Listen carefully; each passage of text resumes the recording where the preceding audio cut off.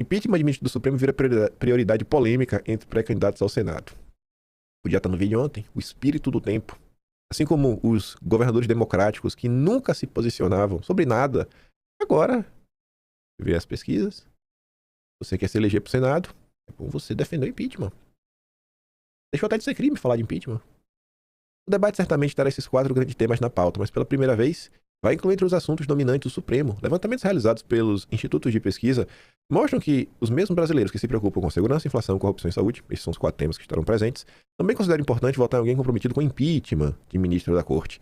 Cientes que esse cenário adverso ao judiciário pode render milhões de votos, partidos e políticos estão redefinindo suas plataformas eleitorais e ajustando seus discursos para um terreno perigoso. Aí vem o Merval Pereira na matéria de um parágrafo só dizendo que olha o tom que está sendo adotado. Vorcaro terá que delatar ministro do Supremo. Já estamos vivendo um cenário no Brasil que tudo que foi usado contra Bolsonaro, eles estão sentindo na pele.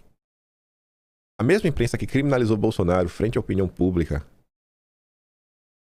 daquele jeito safado que vocês viram, agora está deixando assim. Gente, não tem mais cenário onde existe uma delação e ninguém do Supremo seja citado e isso seja visto com normalidade. A imprensa está avisando para toda a população, olha, eles precisam ser. A imprensa já está partindo do ponto que eles são culpados. Eles precisam ser responsabilizados. E essa nunca foi a postura do consórcio. Nunca. Nunca. Terá que delatar. Vorcaro terá que delatar. Eu quero também. Vai que é tua, Paquito.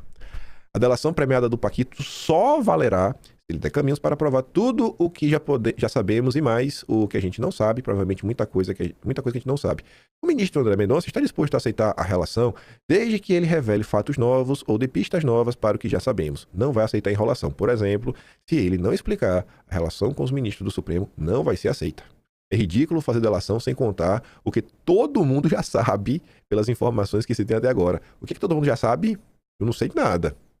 Eu sei que eu estou do lado da democracia. Isso aqui eu tinha separado. É um vídeo que eu sempre deixo salvo com assim, o que não, eu sei que realmente não vai dar pra encaixar em vídeo. E eu tinha esquecido disso. Era até pra ter, talvez, incluído no vídeo ontem, pra dar um pouco mais de corpo na confusão. Mais sinais que o clima lá no Olimpo não anda bem. Mal-estar entre a ala do Supremo e Fachin trava até a aprovação de plano administrativo. O nível que as coisas estão chegando. Lembram que quando teve aqueles vazamentos da reunião que selou o destino de Toffoli no caso Master? Depois daquilo ali começaram a sair notas, assim que saiu esse vazamento, dizendo que o Supremo estava num clima de muita preocupação, onde eles estavam desconfiando até mesmo da própria sombra, evitando fazer reuniões, que não queriam ser gravados e tudo mais. Esse aqui é um típico caso que prova esse ponto. Eles estão com medo da própria sombra. O que aconteceu? 31 de março, Fachin submeteu à votação de seus colegas um relatório de 50 páginas intitulado Plano Estratégico de Longo Prazo. O documento detalha a missão, a visão de futuro, os valores e os objetivos do Supremo no período de 26 a 31. A ideia é que esse procedimento administrativo fosse aprovado no mesmo dia, era um rito burocrático. Gente, burocracia de Estado. Alguns magistrados passaram a votar rapidamente, até que um deles ficou desconfiado de um trecho. Os caras estão com medo da própria sombra. Os itens valores, na página 23, destacava a necessidade de adoção de mecanismos para a gestão de riscos de integridade no Supremo. O ministro entendeu que esse dispositivo poderia abrir uma brecha para que Fachin emplacasse o código de conduta sem necessariamente passar pela aprovação dos demais membros da corte. Diante dessa dúvida, Flávio Dino e Moraes, que já haviam se posicionado a favor do plano estratégico, resolveram recuar e retirar os seus votos. Zanin também demonstrou contrariedade. Em seguida, Gilmar Mendes pediu vista do documento e suspendeu o julgamento. Quando eu li essa matéria no primeiro momento, eu não prestei atenção numa coisa. Estávamos comentando, já há um bom tempo, da ala dos 5, as 5 estrelas. Gilmar, companheiro terceiro, Zanin, Flávio Dino e companheiro Toffoli. É que vimos ontem que o Toffoli... Será que o Toffoli vai mudar de lado? Será? O Toffoli não... Dizem que o Toffoli não é mais amigo dos ex-amiguinhos porque ele não está mais apoiando as suas decisões. Será? E essa matéria mostrava isso. Falou, olha quem foi que se revoltou. Foi os 4. 4 que em tese estariam unidos. E assim, eu falei, nossa. Enfim, né? Aí o Gilmar pediu vista. Um movimento raro nesse tipo de procedimento administrativo que costuma ser chancelado quase automaticamente pelos magistrados. Nos bastidores, esse julgamento de um processo administrativo expôs mais um ponto de atrito entre uma ala do Supremo e o Fachin. No mesmo dia que colocou a votação o plano estratégico de longo prazo, Fachin disse que o Supremo deve avançar ainda neste ano na aprovação das normas de ética para seus membros e afirmou que quem age em desacordo com a regra precisa se sentir constrangido a repensar o seu comportamento, fazer uma autocrítica e voltar ao caminho. Essas declarações provocaram desconforto em alguns membros da corte. No dia seguinte, ao pedido de vista de Gilmar, em 1º de abril, Dino fez uma publicação nas redes sociais lembrando os 20 anos do CNJ e mandou um recado indireto a Fachin. No texto, o ministro diz que o órgão tem um papel insubstituível, inclusive no que se refere à ética na magistratura. Não tem como substituir, não tem como esse plano do Fachin substituir o papel do CNJ. A manifestação de Dino foi vista por seus colegas como uma alfinetada no Fachin, que tem se articulado para aprovar em sua gestão o Código de Conduta. O escândalo Master acabou mexendo com a composição das placas tectônicas. Ministros descrevem a corte, dividida hoje em pelo menos 2 núcleos de influência, com interesses e estratégias distintas. Olha isso aqui de novo. Quando eu vi essa matéria na primeira vez, isso me passou batido. Isso aqui já iria entrar no Atlas de qualquer jeito. Me passou batido. Gente, olha só. O primeiro, a ala, isso aqui já no início do mês, é encabeçada por Alexandre de Moraes, Gilmar Mendes, que atuam na maioria das vezes de forma coordenada com Flávio Dino e Zanin. Cadê o Toffoli? Cadê? Será que o Toffoli mudou de lado? Será? Eu não sei realmente se mudou de lado, mas falei, cara, como as coisas agora fazem sentido? Como as coisas agora fazem sentido? Outro núcleo, Fachin se aliou a Carmen Lúcia no discurso de moralização na corte. E também estariam alinhados a esse grupo Fux, que antagonizou com o Dom III, no julgamento da trama golpista, e o Mendonça. Essa nota do início do mês, dia 3. Aí você viu que a gente estava comentando ontem, exatamente sobre o troco que Fux deu no julgamento do Rio e como Fux votou agora no julgamento do 8 de janeiro.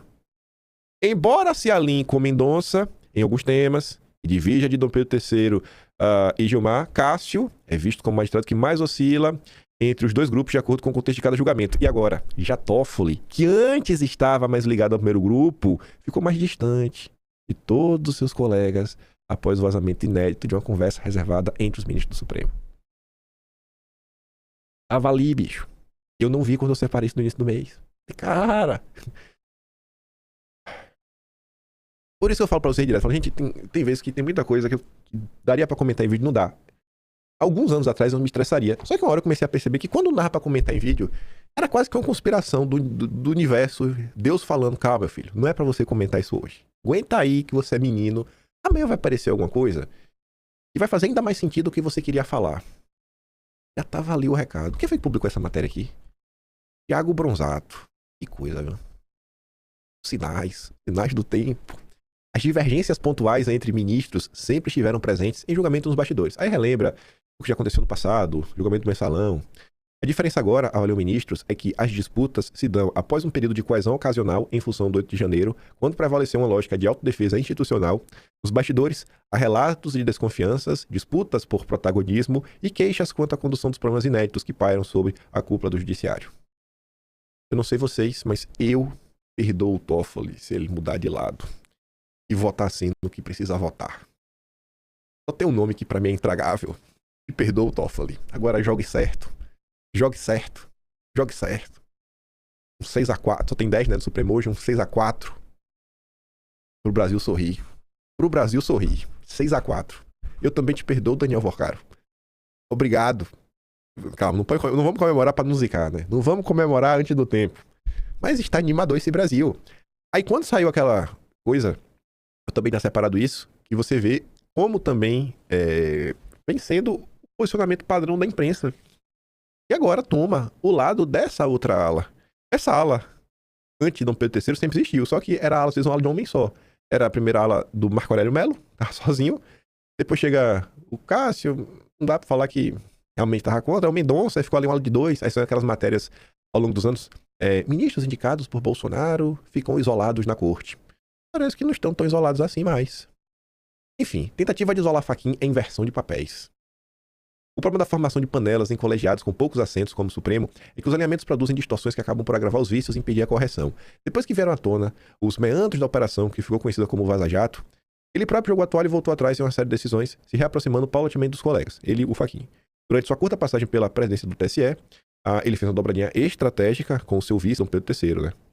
Esperava-se que fosse repetida agora que os dois ocupam as mesmas posições no próprio Supremo. E aí veio o caso Master. Dom Pedro III passou a ser questionado pela sua relação com o Paquito e sua instituição. Ele é hoje um dos ministros mais poderosos da corte. A confluência de investigações sobre sua relatoria, entre elas o inquérito 1001 Utilidade das Fake News, construíram a rede de influência tal que, mesmo tendo sido designado por Michel Temer, foi abraçado como herói pela esquerda.